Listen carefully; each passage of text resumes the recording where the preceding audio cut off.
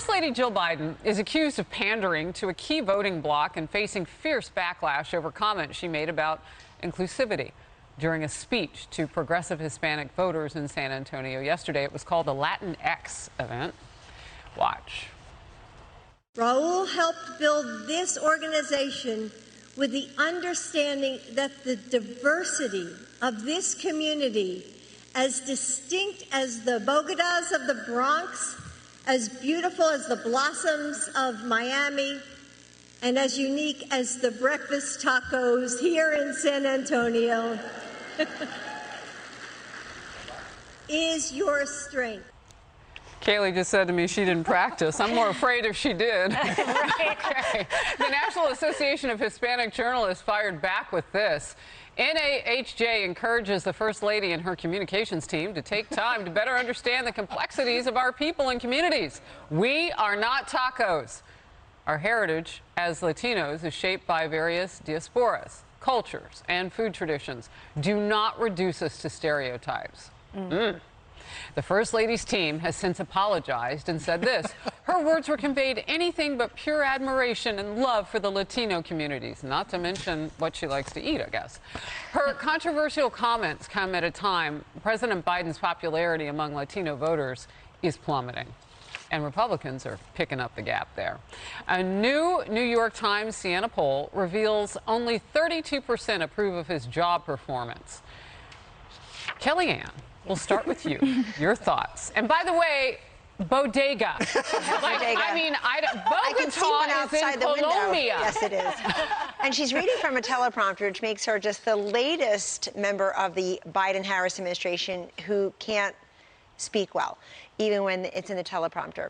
Look, this was a natural consequence of what's going on with the Biden-Harris administration. They have completely lost connective tissue with Hispanic Americans who are very concerned about immigration, not open borders. Education, screen time is not school time. They heard what their kids were learning. They are economic upward mobility voters. They are also very religious. Walk into a Catholic church in any suburb, in any city in this country, and you will see them in the pews every Sunday. They don't like the hostility towards religious freedom that they see coming from the Democratic Party. And most importantly, there were a couple polls done in late 2021. 40% of Hispanics in one poll said they are offended by the term Latinx. 2 to 3% said they ever use it. So what is she doing there to begin with? And the other thing is, look, Kaylee and I worked in the White House. These speeches are vetted. People look through them. Sometimes you go off script. We worked for a guy who did that quite a bit. You go off script with a little bit of humor. She was reading from the teleprompter. This had been approved. White House counsel's office, staff secretary had approved. But his approval ratings have been cut in half among Hispanics since the day he took office, and he's earned that. And I would note this for you. In that same New York Times Siena poll, it is among Hispanics where President Trump is witnessing some of his largest gains, not among whites and not among Hispanics. And I think it's because of the agenda we just talked about. These are school choice charter voters, charter school voters, and they don't like what they're hearing from the Democratic Party. I want to go because we have a lot to pull from here. And can we just remind everybody President Biden's Despacito moment? I just have one thing to say. Hang on here. All right.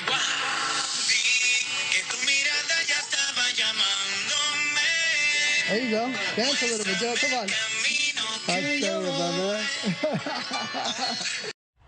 Okay, that was awkward. I don't know that he had actually ever heard that song. No, I actually love that song. It's one of the rare non-country songs I love, but like playing that to try to get Latino voters for this 79-year-old man, I mean, this is ridiculous. The fact that, you know, I look on Twitter last night and I see Hispanic journalists say, "We are not tacos."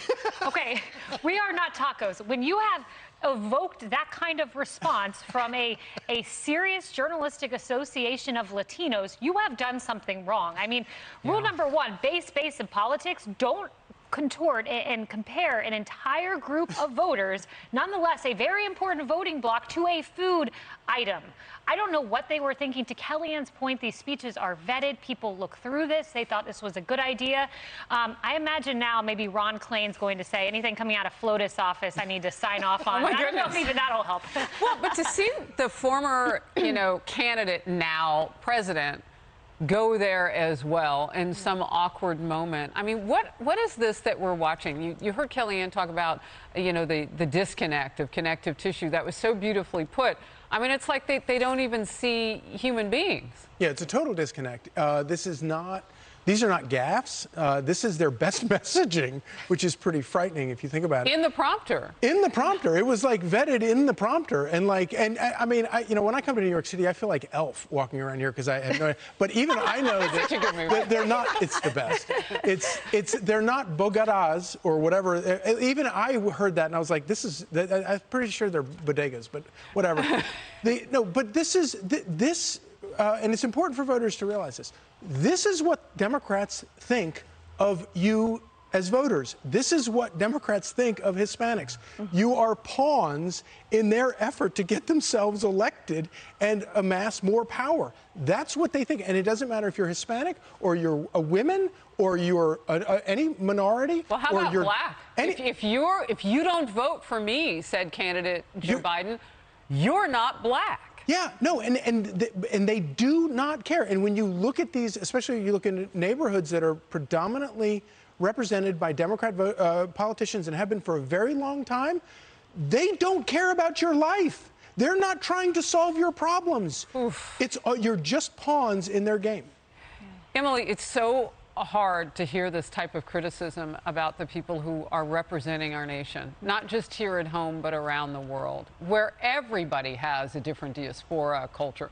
It's the rest of the world. I mean, how do they get that done if this is how they act? I don't know. I mean, like Jill, like Joe, to your point. And remember what Joe said in August of 2020. He was actually speaking to the National Association of Hispanic Journalists.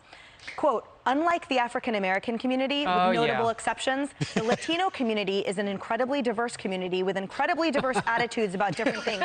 You go to Florida, you find a very different attitude about immigration than you do in Arizona. So it's a very diverse community. We're monolithic, apparently. To them, we are. And here's why. You hit the nail on the head. It's because to those liberal elites, to the Democratic Party, they always know better than you. Person of color, minority, person I've put in a box. I know better than you how to think, what to say. I know what you should be saying. I know how you think. I have indeed shoved you into a monolithic box. I expect you to vote a certain way, and I expect you to keep quiet, frankly. And that's the whole irony, is that for their performative activism we've been subjected to for all of these years, with them saying, oh, we are allies, we are this. I am dedicated to having a vice president be a woman of color and a Supreme Court justice be a woman of color. Frankly, everything out of both of their mouths has been nothing but disrespectful at a minimum, downright racist at a maximum. And I'm going to ask the team just to let us pop this up, because she just turned a 100-year-old blue seat red down in Texas. Yes. And hearing from Mayra Flores on this issue is something that we probably want to do before we go to commercial. She says this is what she tweeted. They just don't get it. Latinos aren't buying their liberal pandering. We care about the rising cost of housing, food, gas issues that impact everyday Americans. No matter how loud they yell their made-up words, it won't change the reality of their failed policies. Marco Rubio, senator, said, hashtag new profile pic with the image of a taco. And Senator Ted Cruz tweeted, personally, I'm a chorizo, egg, and cheese. Last quick word. Marco Rubio with the epic troll. I mean, that just gets to the heart of it, because every person, he routinely tweets Bible verses in the mornings, and they're going to see this taco as his profile picture. And if you didn't know the story, which I didn't when I saw the profile picture, you'll learn the story very quickly. All right.